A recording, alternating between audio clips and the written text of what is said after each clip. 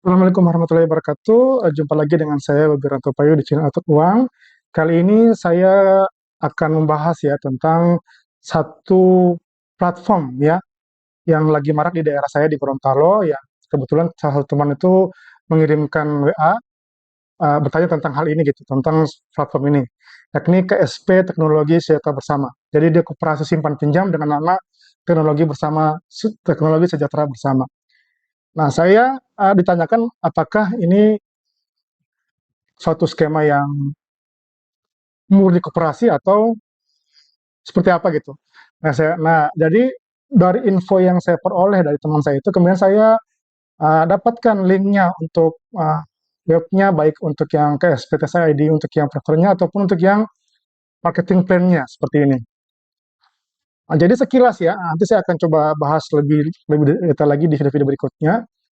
Cuman sekilas nih ya, sekilas kalau saya lihat ini, bahwa KSP Teknologi Sejahtera Bersama ini adalah salah satu, eh, kalau dilihat sekilas dia adalah koperasi simpan pinjam.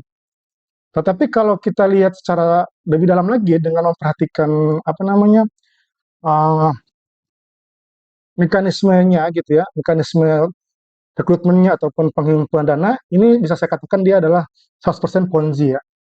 Ponzi yang berlindung di balik eh, koperasi. Jadi koperasi itu hanya sekedar gimmick aja gitu, hanya gimmick untuk berlindung bahwa oh ini kami adalah koperasi, padahal enggak gitu ya, untuk menyamarkan skema Ponzi-nya. Nah, tujuannya apa? Ya agar orang-orang yang tidak paham mekanisme ini itu terpengaruh dengan berkata koperasi. Karena kan kalau kita bilang koperasi kan orang oh iya pasti ya udah ada di buku-buku gitu ya, di ekonomi bahkan dianjurkan oleh Bung Hatta gitu ya. Padahal kalau kita bedah gitu ya, kita buka ini selubungnya ini dia Ponzi berselubung koperasi. Jadi hati-hati ya.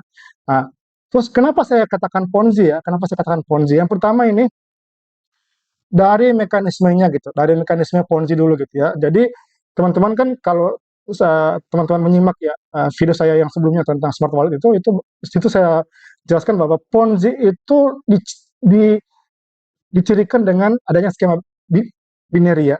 Si A ajak B ajak C, si B ajak D, E dan seterusnya. Yang kemudian bonus-bonus untuk si A itu dibayarkan ada bonus di bawahnya. Jadi downline itu akan membayarkan bonus ke upline-upline-nya.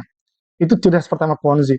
Yang kedua adalah Ponzi tidak selamanya murni game, money game. Ada Ponzi-Ponzi yang berlindung di balik suatu skema, katakan kayak koperasi gitu ya, jual beli MLM tapi dia Ponzi gitu ada gitu ya, gitu. Jadi hati-hati. Jadi kalau misalkan teman-teman ditawarkan berbagai skema-skema yang seperti ini itu hati-hati gitu. Nah, kembali ke sini ke operasi TSB ini, TESA ini, untuk kita lihat ya kenapa saya katakan Ponzi, ini nanti saya akan bahas yang ini yang token ini. Di sini dia mengatakan bahwa ini adalah koperasi yang berkreditasi digital. Ini juga sama kayak kayak smart wallet ya, uh, berlindung di balik kata blockchain gitu, yang seolah-olah canggih padahal ya enggak gitulah. Nanti nanti saya akan bahas lah di sesi lain gitu ya. Cuman yang pasti ini di sini, jadi kenapa saya katakan Ponzi di sini pertama, yakni adanya paket VIP plan ini gitu ya. Ada paket VIP plan ini di mana di sini ada 7 paket yang ditetapkan oleh TESA itu ya, ada 7 paket, ada 1 sampai 7, di mana masing-masing paket itu punya harga. Ada 10.000 sampai 5.400.000 dan dia aktif sampai 5 hari. Nah, ini totalnya ini diperoleh 13.500 dan seterusnya. Untuk yang ikut yang paling tinggi ya 5.400.000 itu dia akan memperoleh 11.070.000. Nah, setelah saya hitung ya dengan menggunakan Excel biasa ya, dengan menggunakan Excel biasa yang ini, bahwa untuk paket satu itu dia akan memiliki CAGR 0,67%. Artinya, setiap hari itu dia akan memberikan bunga sebesar 0,67% kepada nasabah yang ikut paket satu gitu. Semakin ke sini semakin tinggi. Ya wajar ya untuk menarik ini, untuk menarik orang-orang agar lebih pilih yang tertinggi. Padahal justru inilah yang paling bahaya di paket sini ini. Semakin banyak yang ikut paket 7 ini, semakin cepat dia bangkrut gitu, scam gitu ya. Karena semakin tinggi CAGR-nya. Kita lihat ya, CAGR untuk paket 1 hanya 0,7%, artinya tiap hari hanya 0,7%. Paket 7 itu sudah 1,61% per harinya, setara gitu. Jadi Anda ikut 5.400.000, nanti saya bayarkan akan dapatkan totalnya 1 juta sekian gitu. Nah, itu sama dengan per hari 1,61%. Sinting ini ya kalau kata saya gitu ya. Ini dari mana ini dapat uangnya gitu kalau kalau bukan dari yang di bawah-bawahnya gitu. Itu yang pertama, kenapa saya katakan dia Ponzi. Yang kedua adalah seperti ini juga. Ini ada apa namanya? Ada komisi-komisi sponsor. Ini ada 2%, 5%, sampai seterusnya ya. Ini wajar juga. Ke sini makin tinggi. Ya kenapa? Karena Anda itu diharapkan untuk gabung yang paling besar. Gitu. Semakin besar uang Anda, investor gitu ya, semakin cepat dia menyedot uang Anda gitu dan semakin cepat dia untuk scam. Dia hati-hati. Yang ketiga adalah dia adanya bonus sponsor ini. Gitu ya. Dia ada bonus sponsor gitu. Nah, dari berbagai skema-skema ini saya nggak bahas lagi ke bawah. Yang pasti cukup dengan menggunakan 3 skema ini, saya bisa menyimpulkan bahwa dia adalah Ponzi. Ponzi. Itu gitu. Kenapa dia Ponzi? Ya, kenapa dia saya katakan juga Ponzi? Kalau memang dia memang ini saya cuma ambil sini ya, di sini gitu, di salah satu skema ini gitu.